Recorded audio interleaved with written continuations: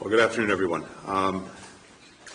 Let me first say what an absolute pleasure it is to have my friend and colleague Annalena Baerbock here in Washington for what have proven to be, as always, very, very good consultations and conversations on an incredibly wide array of issues. And I think that's evidence of the fact that the United States and Germany are partners quite literally around the world on all the issues that matter to our people in this moment, at this time.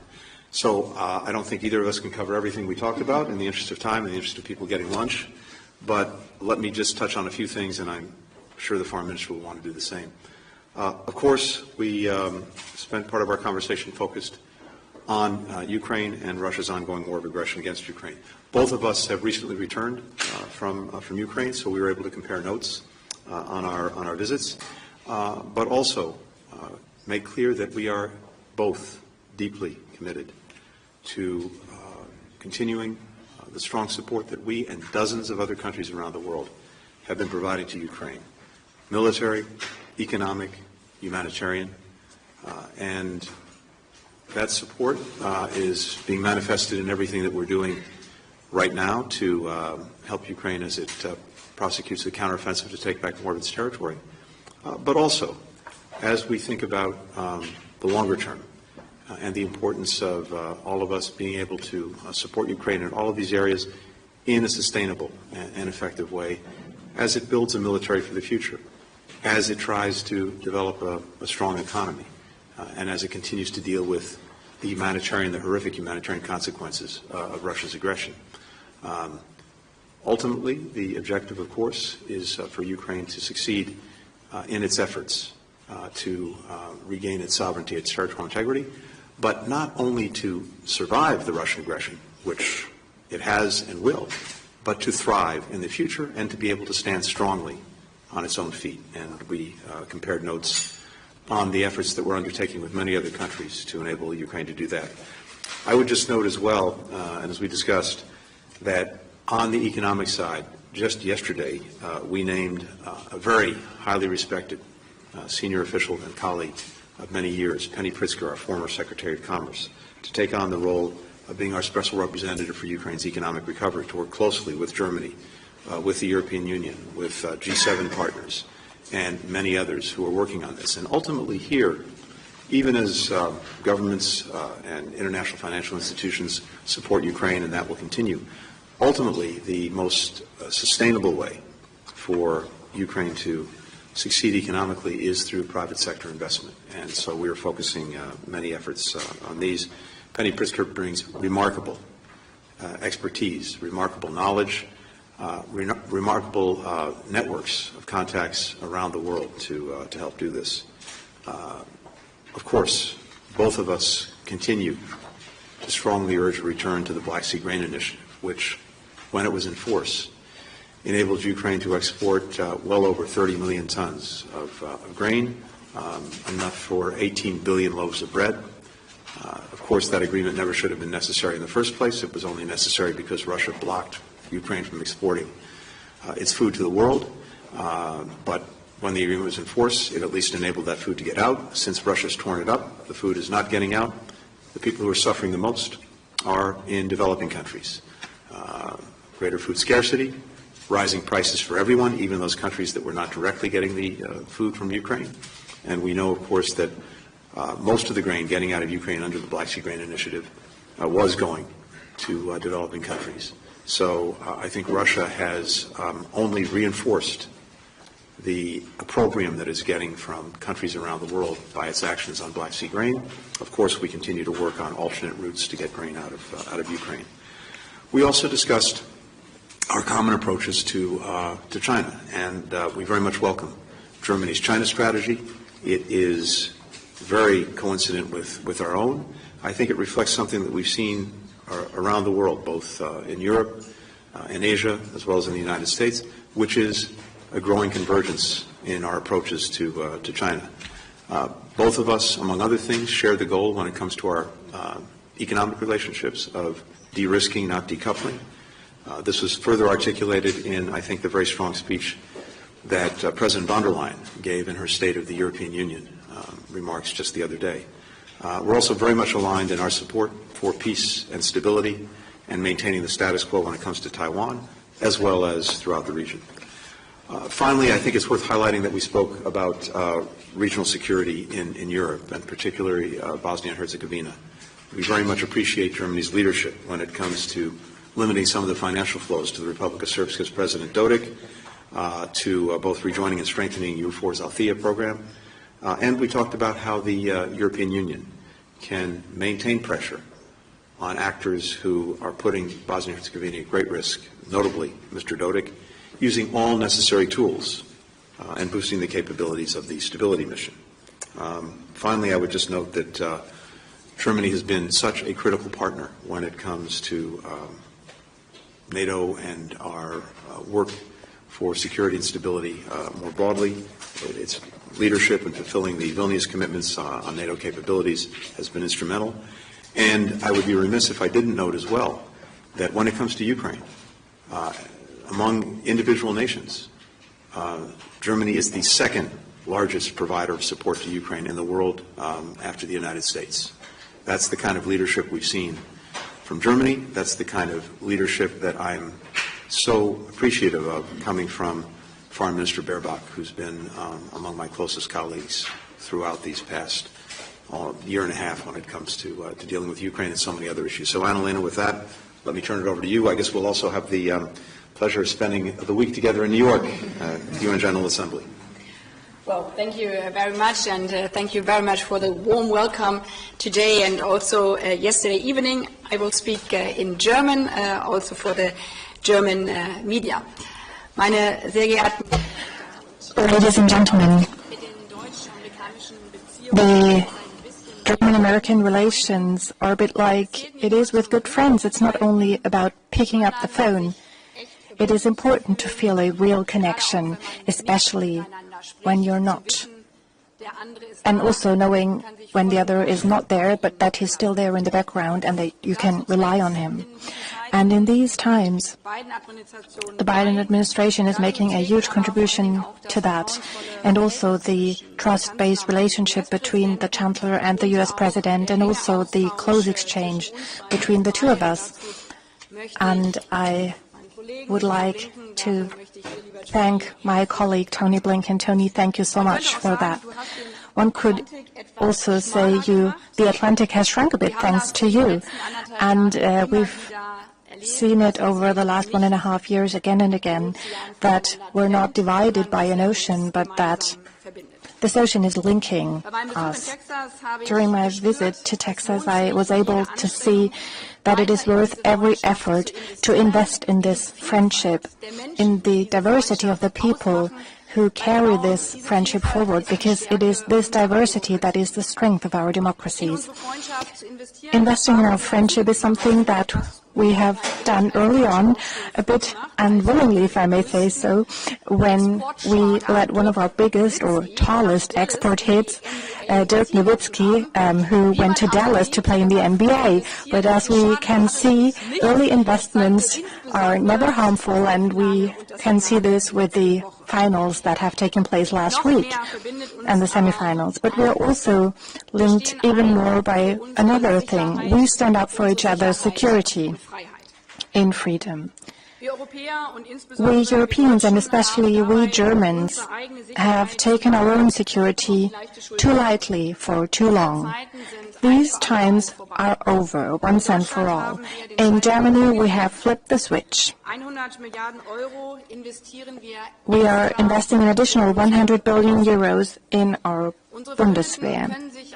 Our allies can rely on us. 2% is the promise we all made within NATO. And we've also made a promise to the people of Ukraine. We will support Ukrainians, the people there, as long as it takes. For 1.5 years, Putin has been going nowhere with his mindset that at some point Europe and the United States and the whole world will just get used to this war because there are other important things that matter. But no one in our transatlantic alliance, and basically no one in the world, wants and will get used to this brutal war of aggression. Every state in the world knows that this would be a risk for their own security. And we also see that no one in the world will get used to the fact that immeasurable suffering is being inflicted upon people in Ukraine, not only in military trenches, but in every village where Russian troops have been ravaging. Children have been separated from their parents, which is not normal. No one will get used to that. Villagers have been locked up in cold basements. It's not normal, and no one in the world will get used to that. And both of us have made clear again and again that a war is not only about abstract figures and sticking to territorial integrity and sovereignty, but that behind every figure there is a victim, a human being, a face. Putin's sledgehammer of fate will not bend the Ukrainian will to survive. It is strengthening their will to fight for their freedom. And this brutality also strengthens the determination of the international community. We in the world stand up for everyone in Ukraine being able to live in freedom in the future. We've made it clear during our visits to Kiev as well. It's not only about the delivery of arms, it's about humanitarian efforts as well, the protection of infrastructure, bringing children back who have been deported. And we spoke again today about how before the winter we can step up our support to Ukraine and dovetail it even more, because we see that interaction in military support, economic support, and also humanitarian aid is so important. Even if Europe is literally an ocean away, during my talks at the US Congress yesterday, I could sense so much goodwill for further support to Ukraine and also further support for peace in Europe. Because many of the people I met there told me it is economically difficult, but you can clearly see that Ukraine is defending our own values, the values we share. And this is the message that we will take to New York, both of us. The message is that the whole world is longing for freedom. And with his peace plan, President Zelensky has opened the door. In Jeddah, Saudi Arabia, countries from all over the world also have put one foot through that door to peace. And in New York, we will both make the case in different formats for the peace plan of Ukraine becoming the peace plan of the world, being peace for the world. And we will make clear that it is in the interest of all states. We've asked many countries for support over the last 1.5 years, and we need to be self-reflective here. Many countries, especially in the beginning, asked us again and again, why should we support you now that your peace in Europe is at stake when you've been so busy with yourselves, when we needed you? And this is also something that shows that these are different times than 30 or 40 years ago. We work together in formats like the G7, NATO as well, but also many other international bodies. We've made it clear, yes, some things we've done in the past were not the right thing to do, but we want to shape the future together. We want to do better, not only for our own countries and our own regions, but together with others. And this is why our global outreach, as we call it in technical terms, within the G7 and within NATO, within the United Nations, is also a place where we dovetail our initiatives. We want to work more closely together with countries whose partnership you might have taken for granted too often over the last years. So we also talked about the fact that not only Germany has opened an embassy in Fiji, but I learned that there are 4 new embassies also on the American side in the region. And daring more democracy, especially in times of this brutal war of aggression, is also something that unites us. So, as the federal government, and we talked about this today, we are pooling our efforts in the Indo-Pacific region as well, which is an important region for you, where you play a special role, also with regard to China.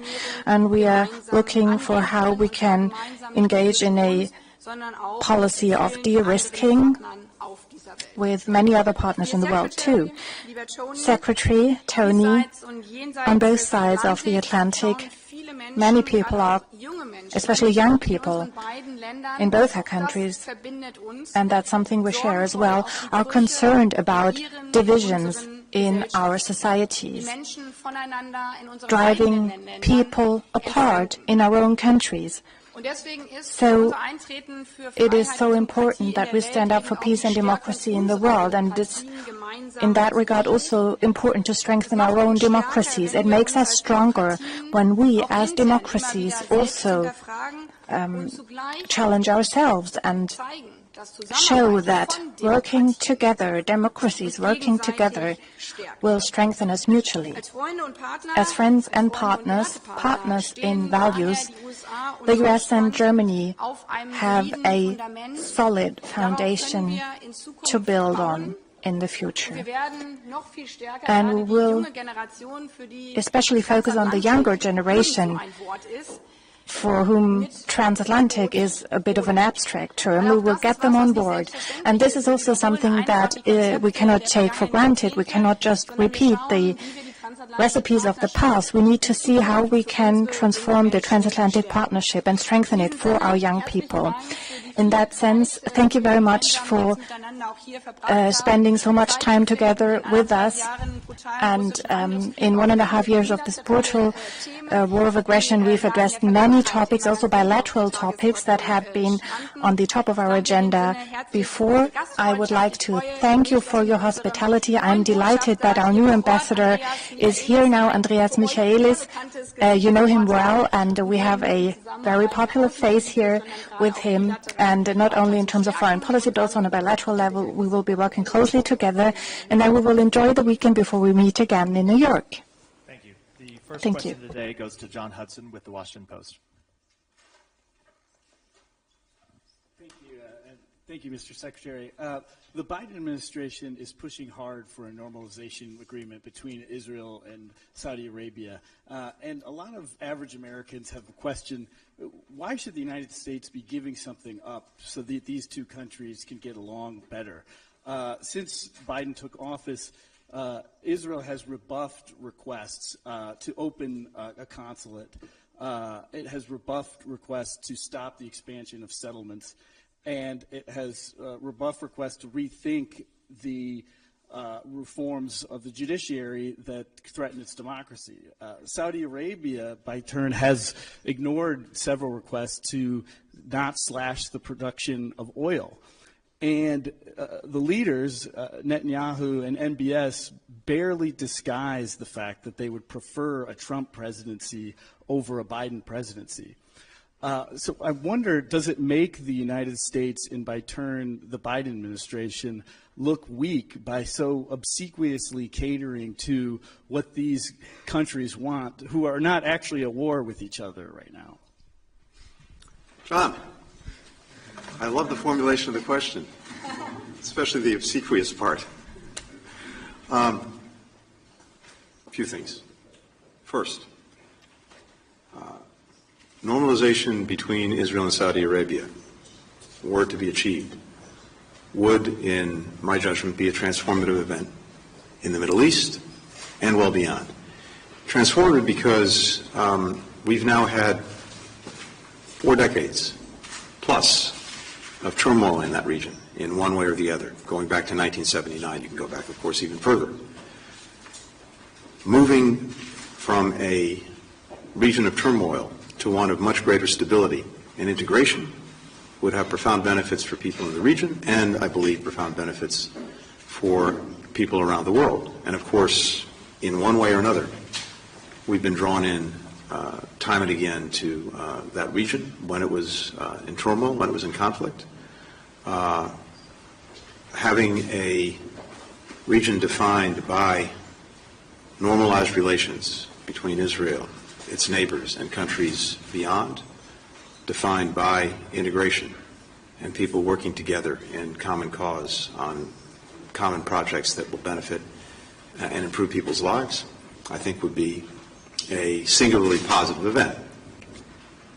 Having said that, first, as important as it would be, it could not be and would not be a substitute for Israel and the Palestinians also resolving their differences and, indeed, in our judgment, continuing to move toward and ultimately achieving a two-state solution. And it's clear from my own conversations, for example, with Saudi leadership, that any agreement that might be reached between Israel and Saudi Arabia when it comes to normalization would need to include a significant component for the Palestinians. Second, even as we are working on this, it remains a difficult proposition. The specifics of any agreement in terms of what the different parties are looking for are challenging. And so while I believe it is very much possible, it is not at all a certainty. But we believe that the benefit that would accrue, were we able to achieve it, would certainly be worth the effort. Third, who's to say that in an arrangement that involves at least 3 countries, were we able to get there, there would not be concrete benefits for all 3 countries, to include the United States. And we would expect progress on a number of issues in a number of areas that clearly are in our interest. So while I believe that normalization in and of itself would be very much to the benefit of the United States and many other countries around the world, as well as the countries in question, it's also very clear that there may well be specific things that will be important for us with regard both to Saudi Arabia and to Israel, as well as things they will need from each other, as well as things that other parties may well need. So it's a long way of saying we're not there. There's no guarantee we'll get there. We believe it's profoundly important if we can achieve it, but I would wait to see if something emerges, all of the details that come with it. And you would acknowledge that there's no active hostilities between Saudi Arabia and Israel? I would certainly acknowledge that there are no active hostilities, but I think we would all acknowledge what we've seen over the past decades, and I suspect we would all acknowledge the powerful impact normalization between the leading country in the Islamic world and Israel would have, not just in terms of relations between them, but well beyond the region.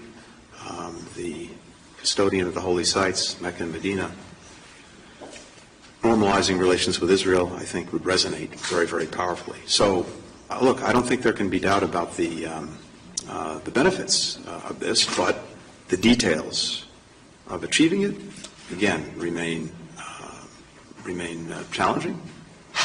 But we're working on it, and we believe that working on it, if the result can be achieved, would be, as I said, quite literally transformative. Next question goes to Stephanie Bolton with Velt. Thank you. Secretary Blinken, did you ask Minister Baerbock if the German government was willing to exchange a Russian spy who killed an opposition politician in Berlin for the Wall Street Journal correspondent currently imprisoned in Russia? And secondly, there are reports today that the U.S. government believes that the Chinese defense minister has been placed under investigation. Can you confirm this? And what conclusions does your government draw from the apparent turmoil in Beijing? Thank you. Thank you. With regard to the first question about detainees in Russia, no, that's not something that we discussed today. With regard to the question of the Chinese defense minister, I don't have anything to offer on that. I don't know about the status of the defense minister, and in any event, ultimately, these are issues for the Chinese government to decide. We remain fully prepared, as we've been, to engage with the Chinese government, whoever happens to be holding the positions of responsibility at any given time, just as I did when I went to Beijing earlier this summer. And we expect that to continue irrespective of who's holding what portfolio. Next question goes to Elizabeth Hagedorn with Almar.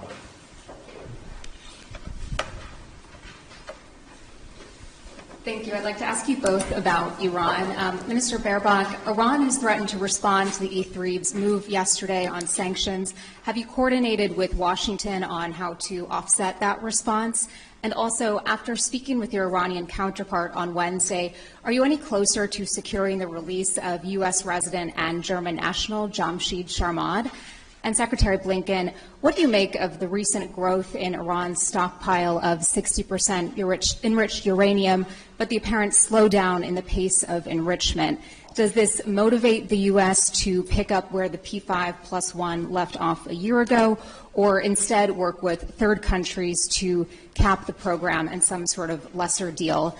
And also, as Iranians mark the anniversary of Mahsa Amini's death, there are those on the ground who say they don't want to see the U.S. negotiating with any deal that could see the freeing up of funds that could be used nefariously by the Iranian leaders to oppress them. What's your response to that? I will speak in German again. Wir haben uns nicht nur heute, sondern in den ganzen only exchanged today, but over the last months, and actually since I took office. And we've often talked about the Iran dossier, especially with regard to the nuclear threat. After the Iranian regime having violated and having continued the nuclear program. And also with regard to the second part of your question, with regard to the massive reprisals against their own population. And the E3 partners, France, Great Britain, and the Federal Republic of Germany, yes, we made it clear yesterday that we uphold the remaining nuclear sanctions due to the fact that the Iranian nuclear program is so advanced. And these are direct impacts from the severe and continuing Iranian violations against the JCPOA that have been ongoing since 2019. At the same time, we remain open to a diplomatic solution because the goal needs to be to avoid regional proliferation. I'm sorry. And then the consular cases. I think we both share the opinion that we will not mutually comment our consular cases from the sidelines, and these are very sensitive issues, so I personally cannot comment on individual cases at this point. Elizabeth, with regard to nuclear matters, we, of course, both of us, many other countries have long-standing concerns about Iran's nuclear program. The agreement that was reached some years ago, the JCPOA, had the very important benefit of putting that program in a box. Unfortunately, in leaving that agreement, he created an opportunity for Iran to get back out of the box that we put it in. And we've now been dealing with some of the consequences of that decision over the last couple of years, including things like enrichment at higher levels, greater accumulation of stockpile of enriched material, etc. We are determined, President Biden is determined, that Iran will not acquire a nuclear weapon, one way or another. We continue to believe that diplomacy is the most effective way to achieve that result, but there's no active diplomatic engagement on that question right now because of the steps that Iran has taken, as well as its refusal or inability to get back into mutual compliance with the JCPOA. The steps that you've alluded to would certainly be positive in the sense that moving away from further enrichment, further accumulation of stockpiles is a good thing. But in the moment, we're not engaged in discussion or negotiation with Iran about the nuclear program. But it would be important to see steps by Iran to continue to move back away from the thresholds that it's been moving toward since the JCPOA was ended. Tomorrow is indeed the anniversary of Mahsa Amini's death. Just this week, we have imposed additional sanctions on Iranians responsible for the crackdown against peaceful protesters and those responsible for repression. This follows numerous actions that we took in the wake of her death and during the protests a year ago when the Iranian government began firing on peaceful protesters, disrupting internet access, taking other steps to repress its own people. We took action both in terms of the sanctions that we imposed on those responsible for the crackdown from day one. We provided means by which Iranian citizens could continue to communicate with one another and with the outside world. We strongly supported an unprecedented session at the United Nations Human Rights Council. We created a fact-finding mission to look into, on behalf of the international community, the aggression by the Iranian government against its own people. And we continue, as I said, by the actions we took just yesterday in marking Mahsa Amini's death to do just that. When it comes to funds and resources for the Iranian regime, and I think you're referring specifically to the agreement that we're in the process of implementing to return home 5 Americans who've been unlawfully detained in Iran, one going back 8 years, I'd say 2 things. First, when it comes to getting Americans out of jail and back home who've been unjustly detained anywhere in the world, I'm happy to take any criticism that comes my way for that. I view it as job one, to do everything I can to bring Americans home. And under this administration, we brought nearly 30 Americans home from places around the world who are being unjustly detained, in many cases in the most horrible conditions. I know the impact this has on them, on their families. I've talked to virtually all of the families in person or by video over the last 2.5 years. And so this is very, very important to me. It's important to the President, and we're willing to make hard decisions to make that happen. In this specific instance, the resources in question, Iran's own money that it had accumulated as a result of selling oil at the time, legally and lawfully, our sanctions have from day one exempted the use of these funds for humanitarian purposes, and the agreement in question is simply allowing the transfer of these funds from one bank in one country to another bank in another country where they can be used exclusively for humanitarian purposes. I view that as a sensible arrangement, and if it's facilitated the return home of Americans who are being unjustly detained, I think that's a good deal for the people in question and a good deal for the United States. For the final question, Paul Anton Kruger with Süddeutsche Zeitung. Thank you very much, and allow me to take you back to where you both started off, Ukraine.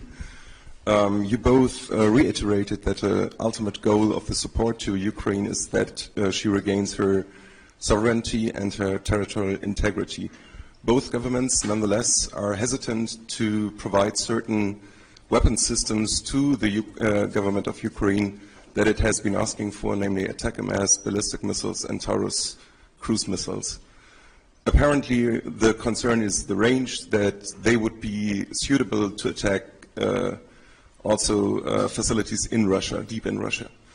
My question would be, if Ukraine were to defend herself in the most efficient way, wouldn't it be necessary or unavoidable in the end to lift those restrictions and allow Ukraine to use Western weapons in exercise of her right to self-defense on Russian territory?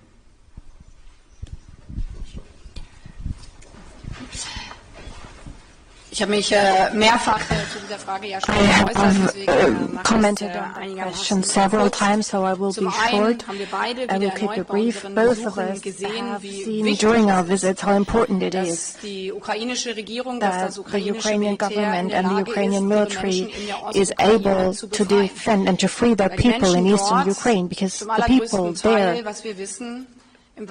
to what we know, really live in Ich hell. habe in der And Ukraine, in Kiew, Menschen in getroffen, Ukraine, in die aus Kiev, der I Ukraine met people verschleppt worden who sind had been als deported from sogenannte Ukraine zivile as Geiseln, so-called obwohl das aus civilian meiner Sicht eigentlich hostages, ein absolut falscher even though I think Begriff this is the Also wrong sie wurden term. auf brutale They Art und Weise were aus ihrem Leben brutally gerissen, weil torn sie für die from städtische their Verwaltung lives because they worked gearbeitet for the haben oder local weil sie government einfach or auf der because Straße they unterwegs were waren. just standing on the streets. nach Russland, They were verschleppt an deported to andere Russia, Orte, to other gefoltert. places. They were tortured. Und manche von ihnen And nach wie vor nicht some of zurück. them Wie viele das are betrifft, das wissen wir nicht, weil seit still haven't 1,5 come back Jahren yet, and we don't know how many of them are there, because for 1.5 years there has not only been this terrible war, there has not only been a full invasion of the east of Ukraine. For 1.5 years there has no real humanitarian aid has reached eastern Ukraine. Neutral observers cannot see what's going on there, and for 1.5 years these villages, these cities have not been freed. In order for them to be free, a huge belt of mined areas has to be overcome, behind which the Russian occupants have been entrenched. So it needs military systems, weapon systems that can overcome this belt of mined areas. So we are talking to one another about how we can support Ukrainians, but I've made it clear several times already, these highly modern weapon systems are also very effective weapon systems, and it's not only about reach. It's not only about Ukrainian territory, because if that was the theory, you could also travel to the north of Ukraine and it does take you 500 kilometers of range, but maybe 50 kilometers, and you could hit Russian territory. So I think this alone is not an argument to me.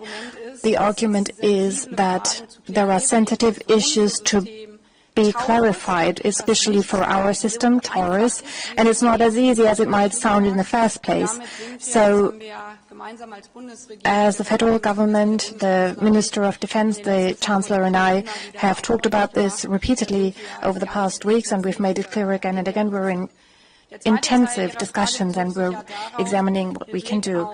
The second part of your question pertains to possible attacks on Russian territory.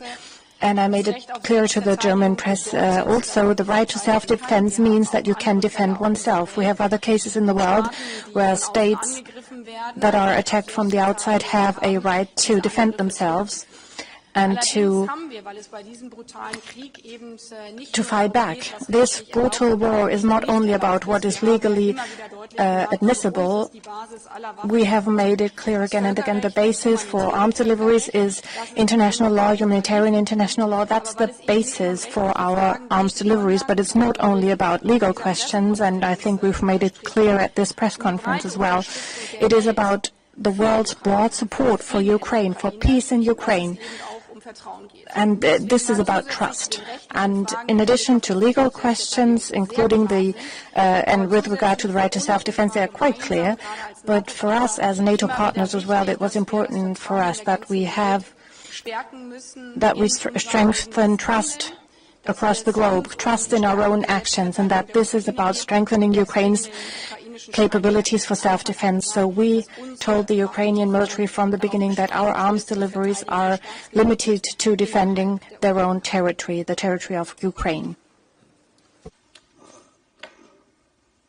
I could simply say what she said, because as always, and as usual, we are in full synchronization. But let me just add quickly a couple of things. First, I think it's important to note from the outset that President Putin has already failed in what he was trying to achieve in Ukraine. His objective was to erase Ukraine from the map, to eliminate its independence, to subsume it into Russia. And again, that has failed, and it cannot succeed. Now, where this aggression settles, that is fundamentally up to Ukraine. We're determined to do everything we can to help Ukraine regain territory seized from it by Russia in this aggression. If you go back a year ago, I was, along with Annalena, just in Ukraine a week ago. Previous to that, my last visit was almost exactly a year before. In that space of time, Ukraine's recovered more than 50% of the territory taken from it by Russia since February of 2022. And of course, it's now engaged in this important counteroffensive to try to regain more of the land stolen from it by Russia. And both of our countries and dozens of others are deeply engaged in working every single day to try to make sure we're providing Ukraine what it needs to succeed. And that is a constantly evolving question. As the nature of the fight evolves, changes, the needs evolve. And so we have adjusted from day one, every step along the way. And we're constantly reviewing what additional support might be useful and effective for Ukraine in the moment, as well as it works to build, and as we work with it to build, a longer-term military for the future that can successfully deter and defeat any future aggressions. So different systems are constantly under review, and it's very important to emphasize that the systems themselves are critical, but that's not sufficient as a prism through which to look at this. Ukrainians have to be able to use them effectively, and sometimes with new sophisticated systems, that requires training, and of course we're engaged in that. They need to be able to maintain them, and that doesn't happen automatically. And then they need to fit into a coherent military program that makes sense in helping Ukraine achieve its objectives. So all of those factors are taken into consideration. I can just tell you that any given system that's discussed, including in the media, is probably under active review if it's something the Ukrainians have asked us to look at, and we are. When it comes to how Ukrainians use these systems, the targeting decisions are theirs. They're not ours. And they have to make judgments about what can be most effective in working to regain their full sovereignty, their territorial integrity. As a matter of our own policy, we do not encourage, nor do we enable, the use of our weapon systems outside of Ukraine. But, again, fundamentally, these are Ukrainian decisions. And the only reason we're talking about those decisions is because of the Russian aggression against Ukraine and because of the fact that, as the foreign minister alluded to and has talked about so powerfully, every single day, Russian bombs, Russian rockets, Russian drones are raining down on the people of Ukraine, destroying, tearing apart innocent lives, destroying, tearing apart Ukraine's infrastructure, its energy infrastructure, the food and grain silos and ports that have been responsible for getting food around the world to people who need it. That is the day in, day out reality of Ukraine. And that is why we and so many others are supporting Ukraine, and why Ukraine has difficult, challenging decisions to make about how it can best and most effectively defend itself and regain territory that's been taken from it. We respect what it is doing. We're determined to do everything we can to help. And at the end of the day, we both are looking for, on behalf of Ukraine, a just and durable peace that can finally make a real difference in the lives of the Ukrainian people. Thank you.